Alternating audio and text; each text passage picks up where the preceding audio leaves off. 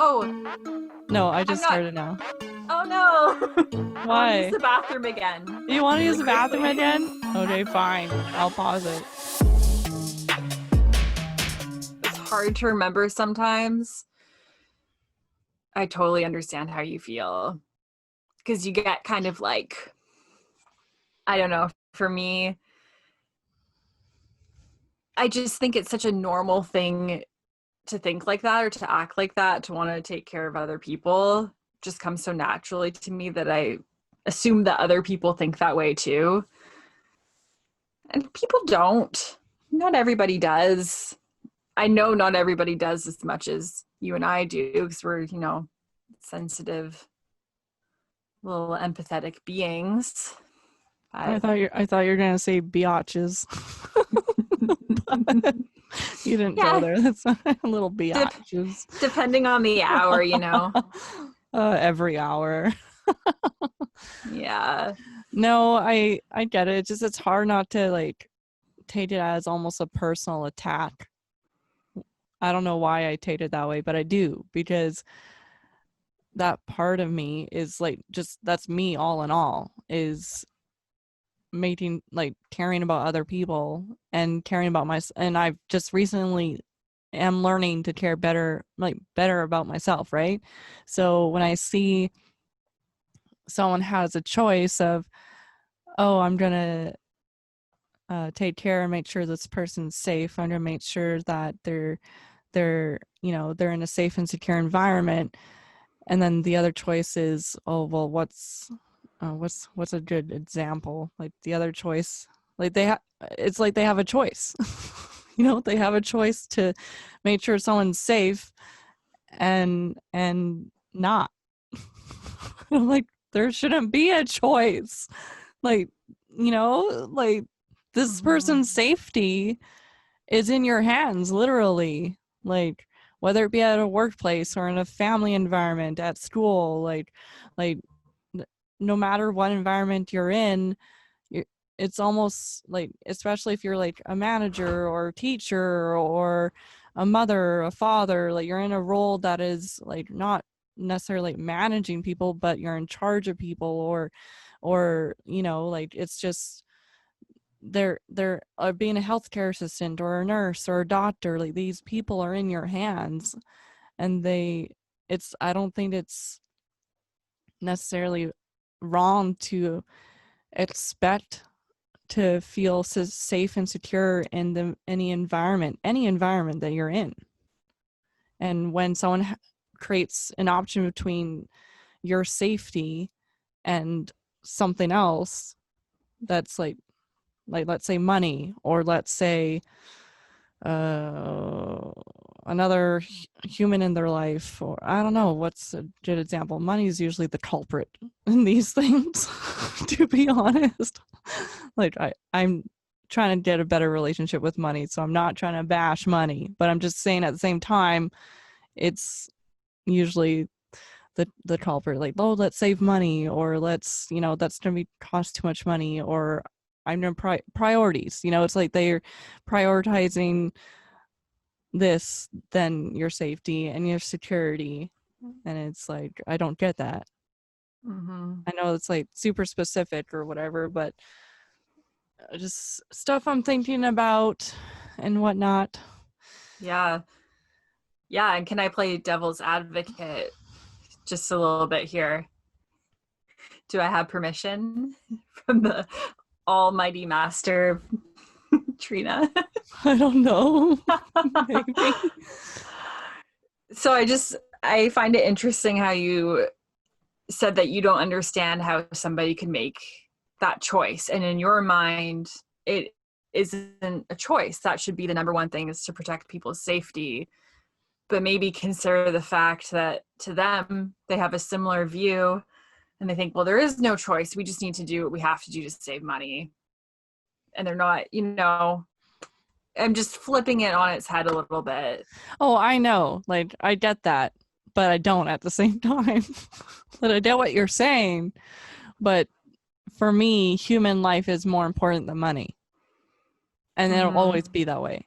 Mm-hmm. And then there's that whole argument of, oh, money mates human life and creates the life that we live and supports our way of living. And it's like, well, it wasn't always like that.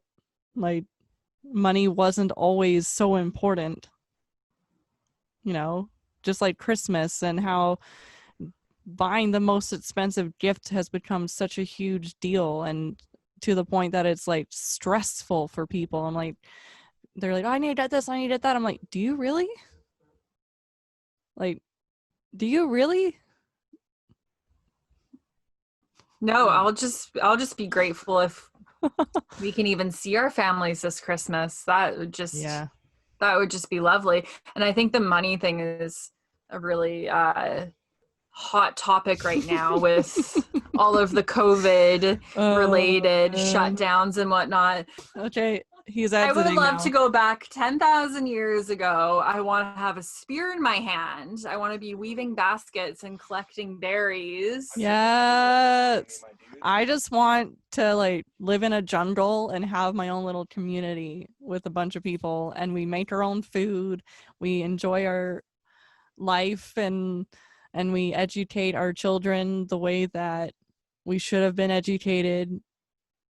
Learn how to budget, you know, like all these things that we didn't get to learn in high school. And mind you, like, I don't know if I wanted to learn, so that can be an issue too. But the thing is, like, I don't necessarily want to go back in time. I want to go forward in the way that I just don't like money and how it has corrupted people.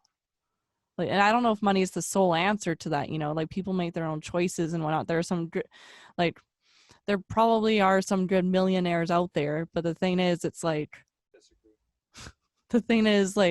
should there be millionaires? Should there be billionaires? Like, why can't we all just live the same life? Well, then there's no incentive to better yourself if everybody is handed, say, if we went to a scheme where everybody has the same amount of income, and you can't move past a certain amount of income. There's no reason for somebody to say, I want to study more, I want to try to do this or that, and to kind of push technology and push creative thinking. The thing is, people get bored. They're not just going to sit around at home forever. Hey, if I had the government handing me money, I might. People are going to turn to things they love eventually. Like, they're going to.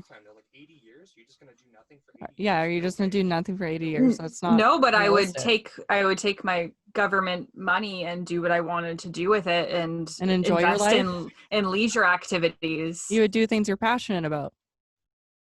Yes, but I think that some degree of incentive is really important for the advancement of society in terms of medical research, you know. Studies that disprove that money is like really effective in making people be productive. I'm pretty positive it has like opposite. Well, can you find that study? There's studies that say that, and I can guarantee you there's studies that say that, and there's studies that say the opposite. It's one of those kinds of things where there's never really like a solid answer to it. Exactly. It's all yeah.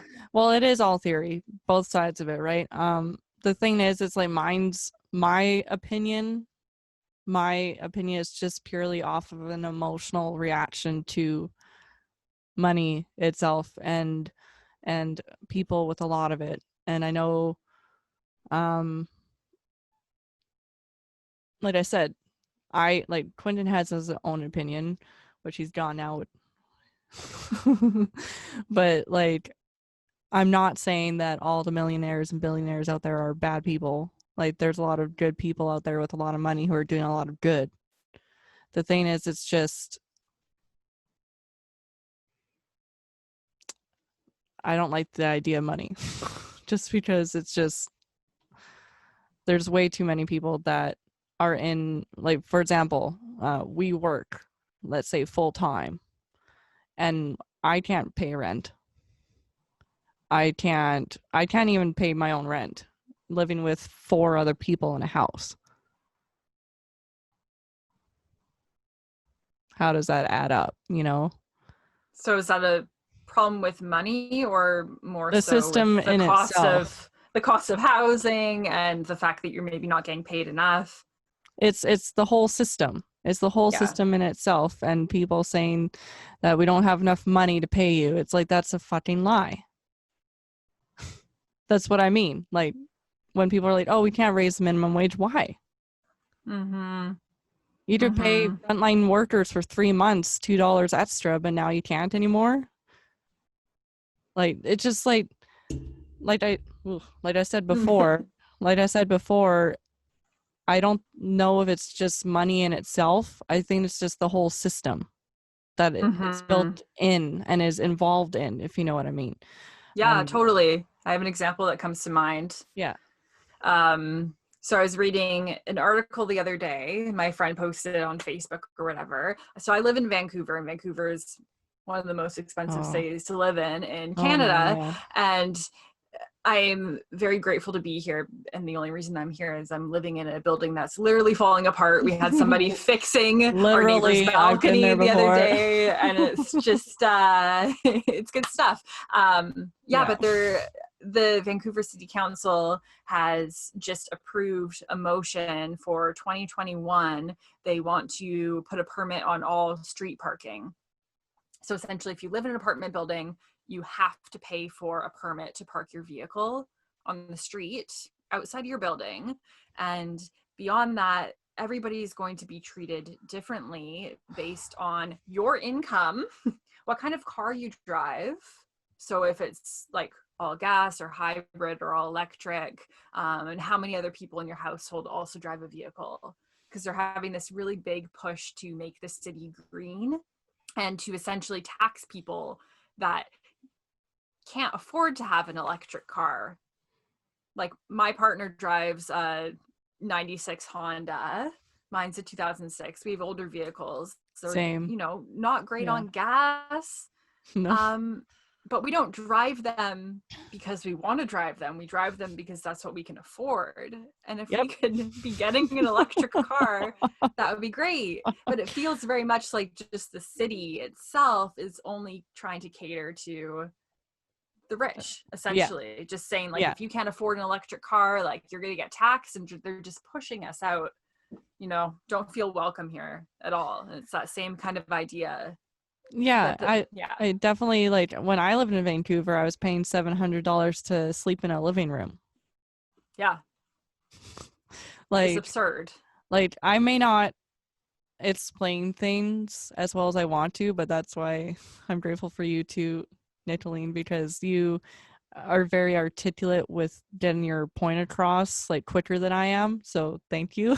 But that's exactly what I mean. Like, catering to, I don't know what percentage those people are in, but those people who, not saying they didn't work hard for their money. Like, I know when people talk about these things, it's insinuated that they're saying that. I'm not saying that.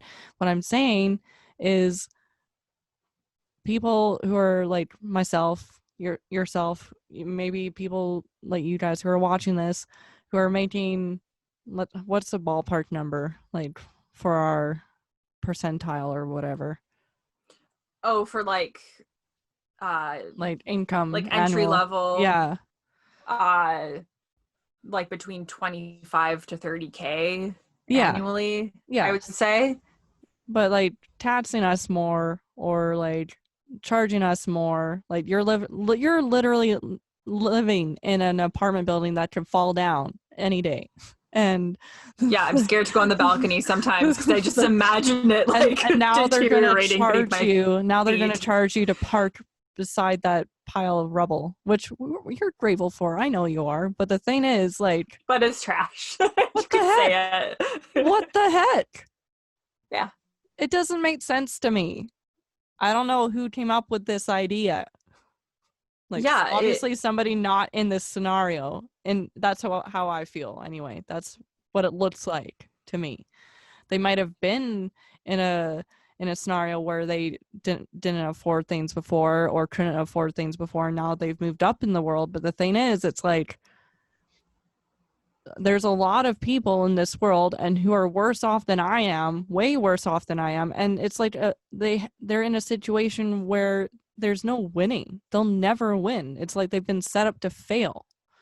and they're working their butts off 80 hours a week, some of these people, and they can barely, like, they can't even have children. Like, I can't even think about having kids, let alone paying my own rent. I Like, just had something come to mind. Yeah. I was chatting with a girlfriend a while back about this whole thing and how in BC we had a COVID relief fund. So anybody that was out of work, we got $2,000 a month essentially to stay home. And that lasted for quite a while. That was very helpful. We were talking about this, and there is a country somewhere in Europe, don't remember exactly, but basically how they set up the system was there's like, you earn X amount of money per month, no matter what. And then everything that you earn on top of that is a bonus. So you kind of get the best of both worlds. You're propping up people that were dealt a really difficult hand in life, helping them out, helping them move forward. And then anybody that already had that economic advantage, it's just like a little added bonus for them to keep moving forward too. But you're propping up people that are you looking it up to see? I was trying to, it's like, I don't know how to word it so that it's probably like Norway or something crazy. I feel like they're always just one step ahead of us. Yeah. Exactly. Like, this is how... They're super progressive over there. It's quite amazing. Okay, where are we? And speaking of Norway, actually, I just learned today that they're cattle ranching. Oh, did you find something? Sorry, no. I just wanted to read, like, the European Union proposed Wednesday a 750 billion euro recovery fund to help countries weather a painful recession triggered by coronavirus and aim to bridge divisions over the conditions. It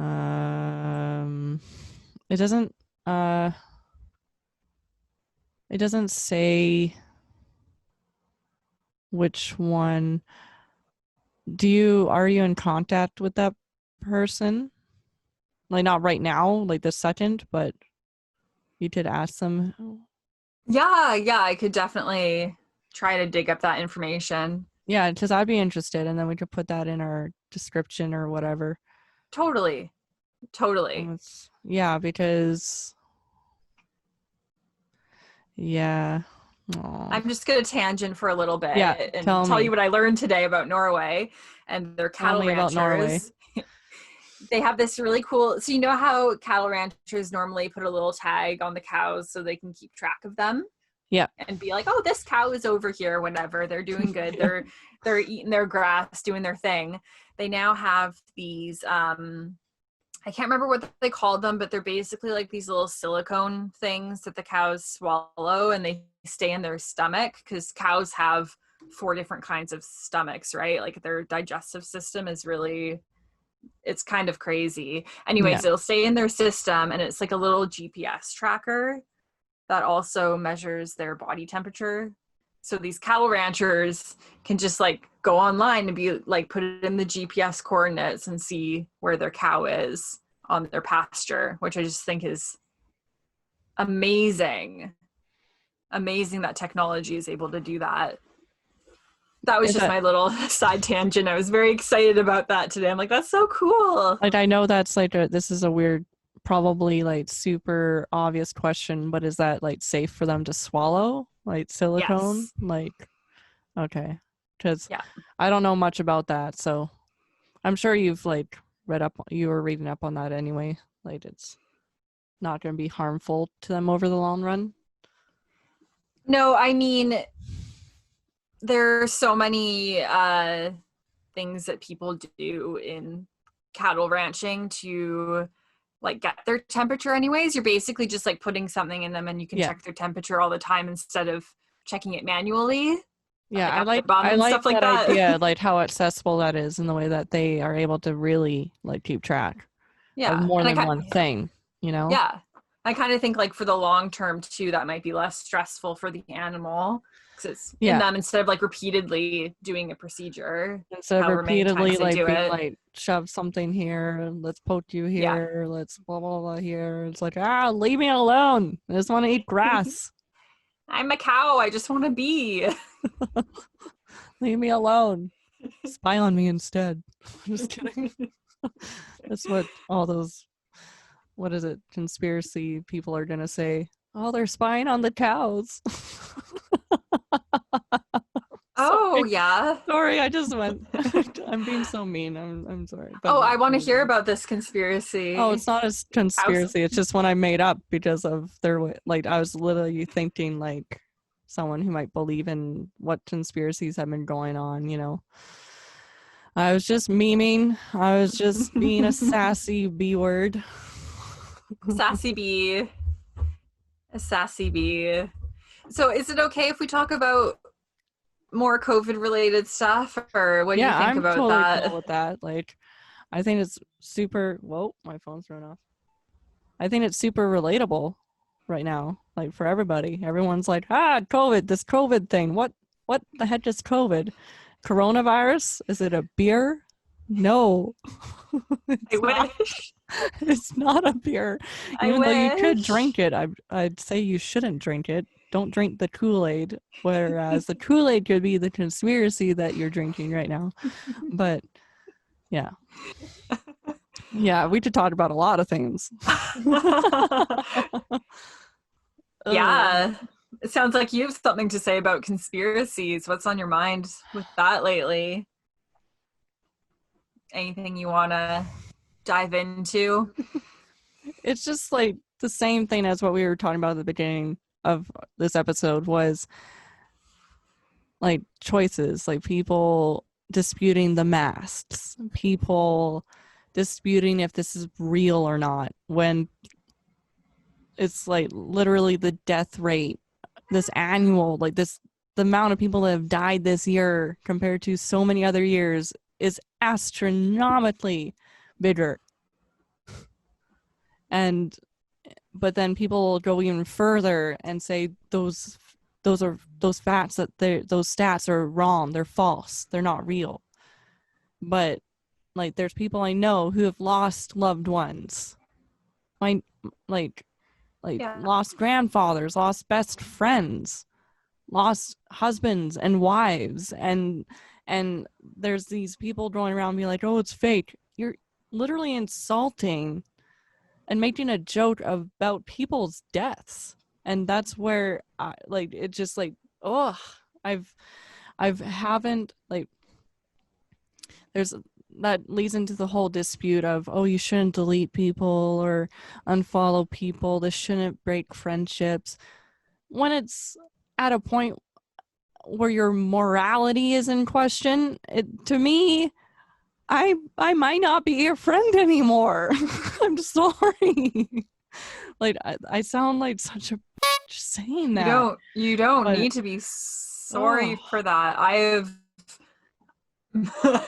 dropped plenty of people for that reason. I've been unfollowing people on social media. It's just frightening out there right now, seeing all the misinformation, and it's the hard pill to swallow. And I think that people just, it's so easy to be like, oh yeah, it doesn't exist, until it happens to you, until you know somebody in your circle that has it. Like me this week, I just found out that somebody that I know, he's young, he's just like a few years older than me, but he caught COVID because his mom was in the hospital and she had it as well. And that just like drove the point home even more for me, you know? So it just makes me sick to my stomach that people like that, I don't know, even breathe the same air as us. I don't care how harsh that is, but when I think about our civilization, if we were way back when, and we're all living together as a group, as a society, those people will be the first people to go, you know? I'm sorry, it's super harsh. No, This is like no. the side of me where like my empathy gets a little bit twisted, because people have so many privileges. The fact that you're able to say this virus doesn't exist, you're basically just like, I have a lot of privilege because I can live my life without getting sick, and I'm not forced to be in this situation where I'm exposed to a lot of people, or I live in a really wealthy community where we, The fact is, people lack empathy. This is why it's happening. Like, literally, they're like, oh, I'm fine. Yeah, but the thousands of people that you come into contact every day might not be. And that doesn't seem to matter to you. Mm-hmm. That is what is disturbing to me. Mm-hmm.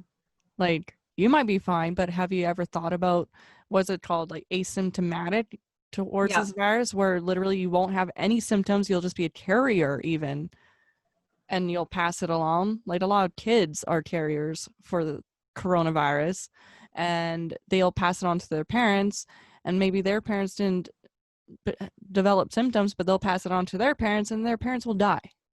Yeah. Or this also creates other symptoms, like was it comorbidity symptoms? Like, it creates like long-term harmful effects on people after the fact. And we still don't even understand it, because the virus has only been around for a year. So we're just now we have more evidence now to say that the disease is airborne, where in the beginning we're like, oh, it's just droplets, it's when you sneeze and when you cough. And now they're saying, oh, it's airborne. And they're noticing the other effects that somebody can get after they're infected now, but we haven't seen the long-term consequences of this. And long-term is years. Yes. Just like the flu. How long, like, do we know how long it took for us to create a vaccine for the flu? Like, let's see if I can even find that. Oh, geez. Yeah, that's a good question. Well, they change it every year, right? So they're always working on a flu vaccine. The OG. The first vaccine was for chicken pox, I believe. Smallpox, I mean. So had working flu vaccine by the 1940s. After the virus was first discovered in the early 1930s. Yeah. Just saying. Yeah. 1 year is not that much time. Yeah. And when they said, oh, this is going to be gone within a couple months, I'm like, yeah, right. Sorry, I'm not. And I was checking myself at first. I was like, okay, because I can be very pessimistic sometimes. So I'm like, okay, I'll try to be positive. And I'm like, no, it's not realistic. No, it's really not realistic to think this is going to go away within a year. Even it could get better, and it will get better. I just don't think people should expect things to go back to normal. Like, why would you want it to go back to normal? We should always be wanting to thrive and grow and develop and create new things, right? Like, but I miss partying. I do, but that'll be a part of it. We'll party, like, we'll see each other. Like, I believe that to be true. But at the same time, like, I don't know if this is just my superpower, but like, finding the good within what is going on, how we can learn from this, how we can grow from this, how we can create and innovate instead of fight against what is going on. Because literally, it's not working. It's not working, you guys fighting against this and saying it's not real and not wearing your mask. It's just creating more of a problem. And more footage of Karens. And I feel bad because my aunt is named Karen and she's an amazing person. And I have a coworker named Karen and she's an amazing person. But they're just good role models. Like, I wish there weren't stereotypical names or whatever. But, it's just... And there is innovation coming out of all of this too, right? Like, if you just look at the entire global response on making the vaccine, literally the entire world is running to the labs and they're getting all the scientists in there and they're trying to come up with a vaccine, and they have. And the really cool thing about this vaccine is, so it's an mRNA vaccine, which is basically like these little messenger parts in the cells that send information to other parts of the body. Yeah. But a vaccine like this has never been done before. And just the fact that they're saying that this is 95% effective, and the fact that so much effort went into pushing something like this could be huge for the medical community. It could be massive. It could be preventative against certain kinds of cancers.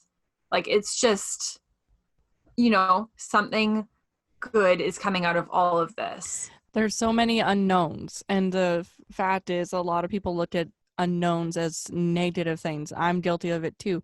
But in the scientific realm and community and world, unknown is an opportunity for so much good. Totally. So much. And learning to look at the situation in what I call the scientific method, like looking at it as a scientist, look at it as you don't have to be like nerdy like me and get all excited about change, because that's just unrealistic to expect from anybody.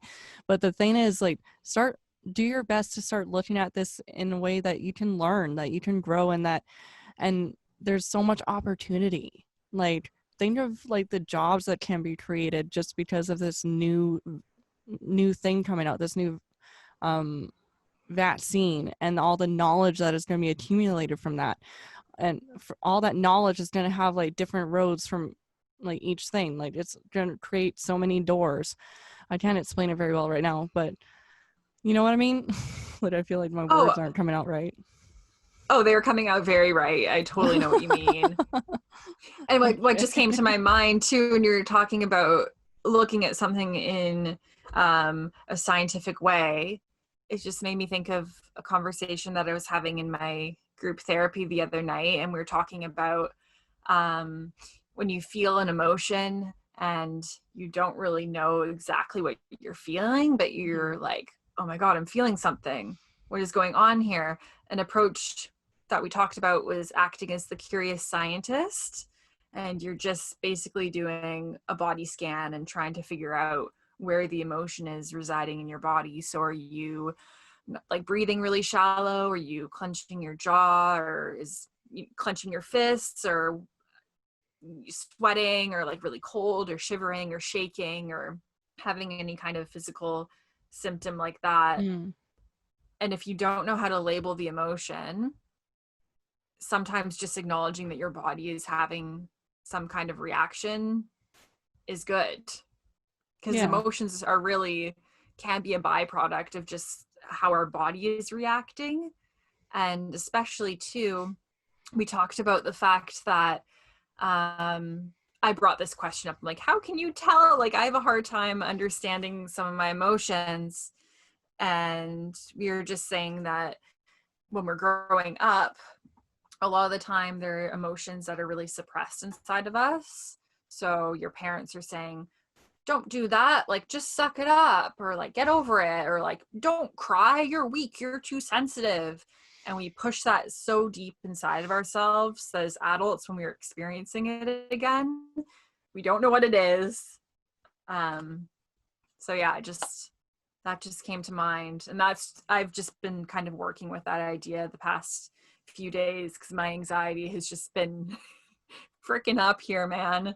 It's just like off the screen, crazy, so many sensations in my body. I don't know what to think. I don't know what to feel. But if you just are able to step back and observe, you know, there can be some clarity with that. What if you don't want to observe because you're sick of it? This is a valid question. Like, that's what I've been questioning. If you're sick of observing it, you're sick of not knowing. Like, I understand that a lot of what I feel doesn't really have an immediate answer. It doesn't really have an immediate reason why. Like, I can't figure it out, like, hardly ever. And this past week, I already talked to you about it, but for all of you watching this and listening to this past week, I was like in the darkest like moments of my life so far, like this, especially this year. And it's because I've been fighting it.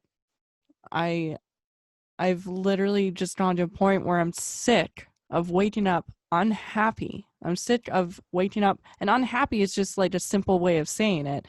I'm literally waking up feeling all the horrible things you could possibly think of, like in emotion sense, you know, and I have no reason for it. And so I get frustrated because I have no reason to feel these things. Like my reality right now, I have a great partner, I have great roommates, awesome friends, and amazing people I talk to that I haven't even met. Like, it's like, so my reality isn't necessarily like how bad it's been in my past, but my feelings say otherwise. So I'm constantly also trying to figure out, well, why am I feeling this way? Why am I feeling? I have no reason. And so this past week, I've just gone sick of it. I've been so like distracting myself, trying to escape, drinking more, trying to fall asleep quicker, like with melatonin and sleeping pills, and like I just don't. I've just been wanting. I just want to run away from it. Like I just don't want to face it because I'm tired of feeling this way. Like I broke down with Quentin, and I was like, I just want to feel happy and not have that in the back, like that feeling, that lurking feeling like, oh, this isn't gonna last. Like I feel like I'm always like, if there was a cliff, I'm always teetering about to fall. When I'm feeling happy, like that's how I feel. Like I'm literally going to fall down soon. So like reminding you, oh, this isn't gonna last. I've been finding it hard to like trying to explain that to people, like what that feeling is and how it feels. I get it. I think back there in my mind. Like, it's interesting that you say that it's over here. So if it's over here and this is that negative voice, where is your observing self? Where is the self that is looking at that and saying, oh, that's a weird thought that's happening? Well, it's like in the back, like that negative, that negative feeling is like literally, I feel like it's in the like back of my mind. Like that's the best I can explain it. Like it's literally like I'm about to fall off a cliff, and it's right behind me about to push me off. Like, oh, you feel like you're gonna fly? Well, guess what? If I push you, you're going to fall. That's how I feel. I know it's super, yeah, but that's why I've been struggling with that this week. Is I'm like turning around at that voice. Like I'm saying it this way so you guys can kind of visualize how I'm feeling. But I turn around at that voice and I'm like, shut up. Just leave me alone. And then it just like, it just doesn't help. So I just distract myself with other things. Like I'll walk away from the cliff instead of trying to fly. I'll go and do something that's not as exciting or bad for my health, you know? I have a question for you. Have you ever tried, instead of telling that voice to shut up, have you ever just tried to thank it and acknowledge it? Yeah. And recognize the story that it's telling you, and just say, oh, my brain is doing this story again, but it's never going to last. You're not always going to be happy story. Yes, or I did that for a good couple years. And it was great. But then it went to again. Yeah. Like that I know mindfulness practice. Everyone's like, oh, that's life. I'm like, why does it have to be like that? But because our minds are programmed to always jump to the worst possible outcome, and our minds don't want us to be happy all the time. There's always going to be a back and forth dialogue in your head, because you can never be positive 100% of the time. It's just not realistic, right? I know that, but it's literally like every time I'm even a little bit happy, it's just always there, preparing me for the worst. And I'm like, why are you preparing me for the worst right now? Let me enjoy this for like 5 freaking seconds. Your body's Like, trying to protect you. let me have fun. And then it's like, nope. Yeah, and then everyone on the outside just looks at me and I'm just like normal looking and calm, and they're like, oh, she's so calm and pretty. I'm like, it's on my mind. Screaming internally. Yeah, literally. It feels good to laugh about it though. We gotta learn to laugh about it. I'm happy that I can laugh about it a little bit. Oh yeah, everybody's got those weird stories that they tell themselves. And those weird little voices in your head. I'm trying to think, what are mine? What is a weird voice that I have right now? Oh, I have you're fat voice. That's pretty loud right now. And that's a horrible voice. It's a bad one, because I have been trying to put on weight for a really long time because I struggle with an eating disorder for a while. So I had my goal weight. I logically knew how much I wanted to weigh. And now that I'm here, I'm just obsessed with the fact that I weigh too much now, and just staring at my body and picking apart my body. So I can't let myself look at a mirror for too long, because I'll go into that spiral, right? It's okay. It's just my brain telling me a story that isn't true. I know I'm beautiful, and I know I'm healthy, and I'm healthier than I have ever been. So my brain is just doing that weird, funny thing. And that's just what you tell yourself when you're going through that? Yeah, what steps do you take? Are there specific like coping mechanisms or like steps that you take to get your mind out of that? Do you distract yourself? Do you find it better to, confront that voice? Like, yeah, the most effective thing for me has been confronting it and just being able to recognize that my brain is telling me a story that is not true, and then creating some space from it. I'm like, okay, I'm thinking that I'm really fat, whatever, spiraling, and then stepping back from it and then being like, this is really silly. This is just silly. And then I move through it. But it's kind of like a constant battle. I would say right now I struggle with it like at least once a day or multiple times a day. But it's just about catching yourself and like realizing that you're about to get in that thought loop. Because I'm just so familiar with this story now that I can recognize it a lot quicker.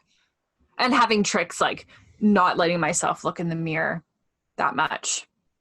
Do you want to get, like, obviously, this is probably obvious answer to this question, but do you want to get to a point where you can just look in the mirror and be like, dude, like, I'm hot. Like, I'm not fat. But it's not even thinking about that. You're not even thinking about how you're not fat. You're thinking about how you're sexy and pretty and beautiful and you have the perfect body for you. Yeah, like, I don't loving the curves and loving the merves and the, Yeah. I honestly don't think I'll really be able to get to a place where like when I look in a mirror that I'll be able to feel that. Maybe if I had somebody taking pictures of me. I feel like when I look at pictures of myself, I'm able to recognize that I'm beautiful a lot easier than looking in a mirror. For some reason, the mirror really messes with me. What if you got like one of those cool ass pictures that you're talking about and put it on your mirror? Yeah, that'd be a really good strategy. I just thought of that, like putting that on your mirror, and so you look in the mirror and you're like, ah, and then you look at the picture and you're like, you're like, real, fake, real, fake. Like I just thought of that, like maybe that might help. Yeah, no, I would love to do a photo shoot like that one day. I think that would be really good for my They are a lot of fun. I did one in like the winter time last year for the Inked Girl Cover Girl magazine contest or whatever, and it was really cold. It was cold? We didn't get the risque pictures we wanted because I was too freaking cold. It was too cold. Who was taking pictures of you? Oh,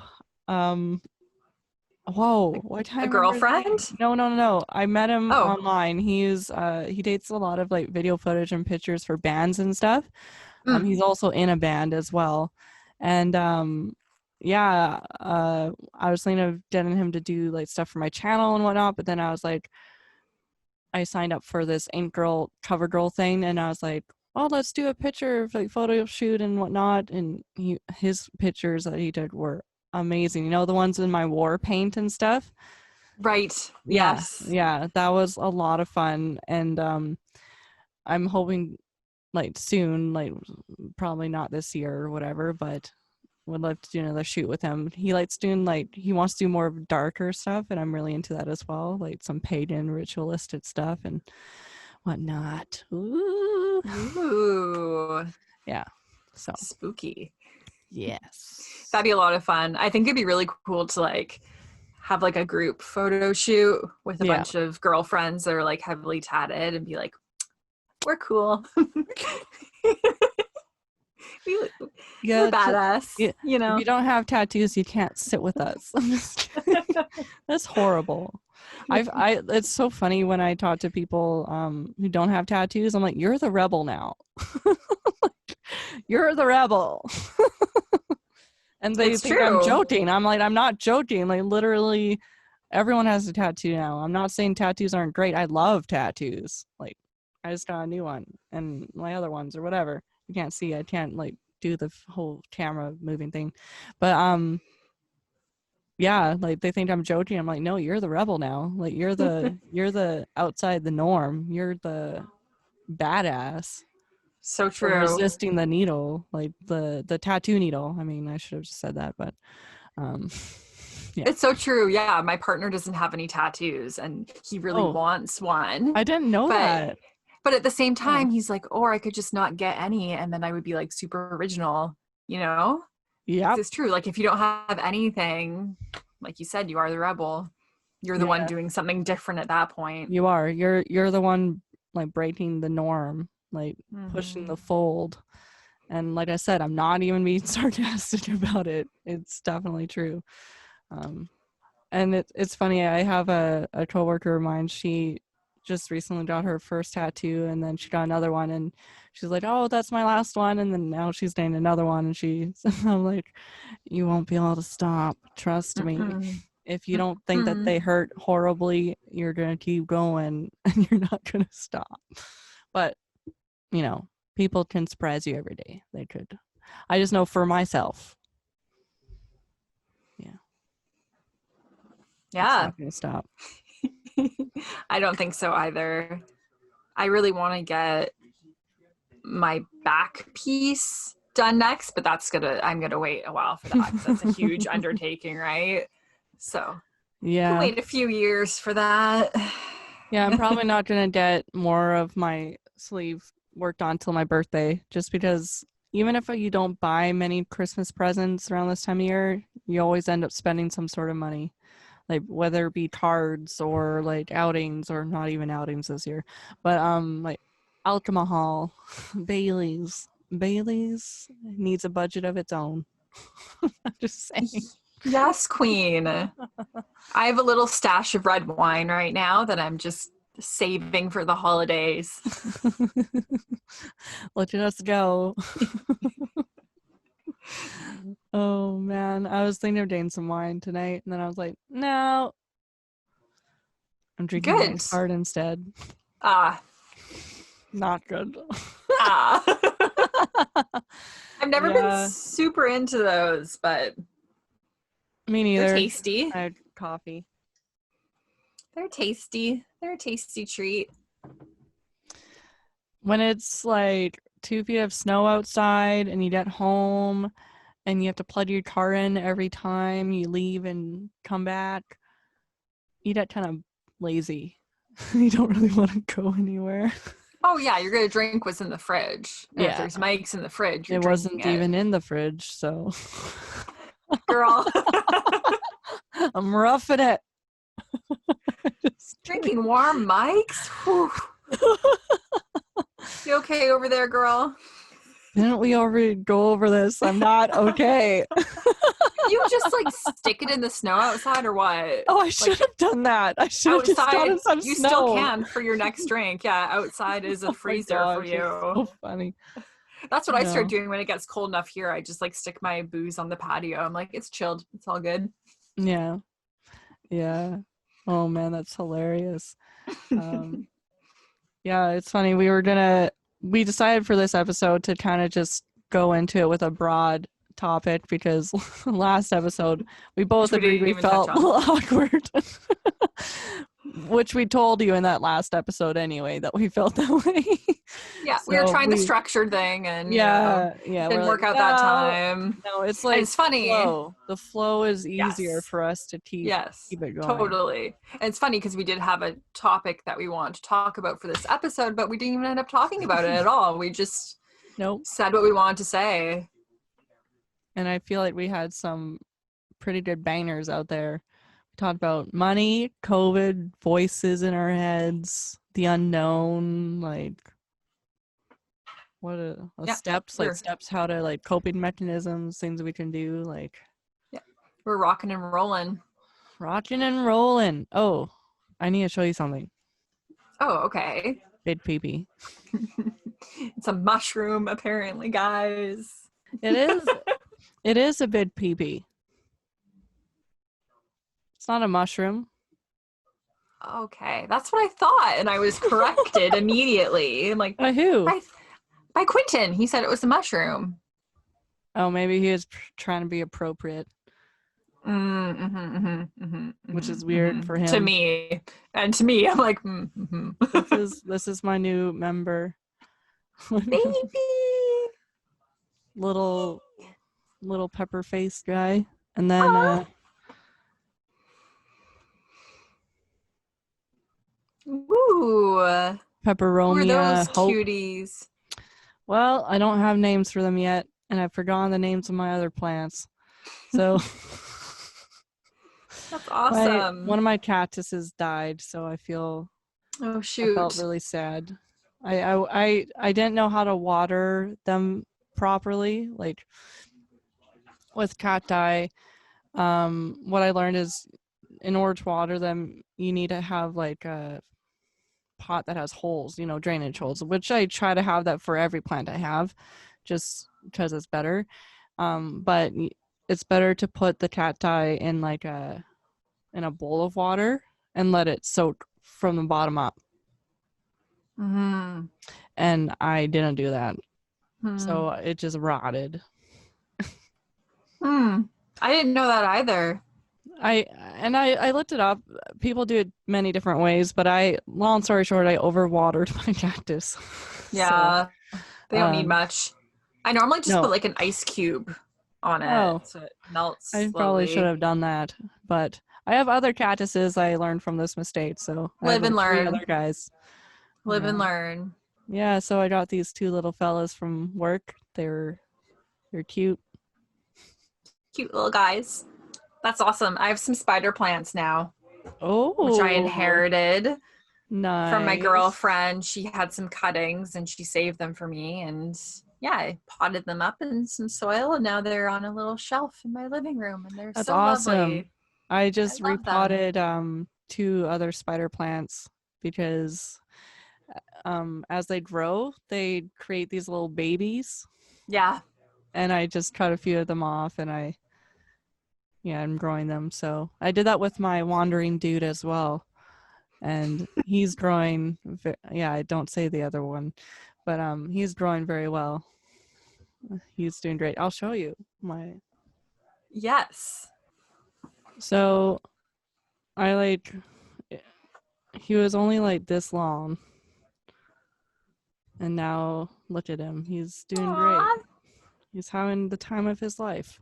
Cute. One thing you probably know, everyone knows about me is I love plants. It's like just became a major thing the past year. Oh man, I have so many plants in a small space and Quentin hates it, but I love it. I'm like, isn't it better than like having 1,000 bottles of alcohol? Which I don't know if that's worse, but I was trying to find a good bad comparison, but I was like, I can't find one. So Plants are definitely worse than alcohol. Definitely. like I'd rather not breathe. Like I like having this idea of like breathing better, but they're just so I was gonna say so friendly. They are. I love plants. They are. Too much. Can tell. I like You can watch it tell. and I'm like, plant, I need to buy it. And he's like, no, you don't. Yes, I do. You're not going to control me. Yeah. And somehow they still stay alive. I live in a basement suite. So they're all like up in the little windows. Just all there. Yeah, Surviving. Surviving and thriving, you know? Yes. Queen. They doing it up. I can't save flowers for the life of me, but other plants are fine. Yeah. But yeah. Thanks guys for tuning into this third episode. November. I can't believe it's November already. Like almost the end of November. Like, oh my gosh. Yeah, thanks for coming along for the ride with us. If you made it this far in the episode, we appreciate you. Leave a comment, like, subscribe, follow us on socials. Hit the bell notification button because then you'll know that we posted. We do try to post once a month. Well, we do post once a month, but sometimes that date can change during the month.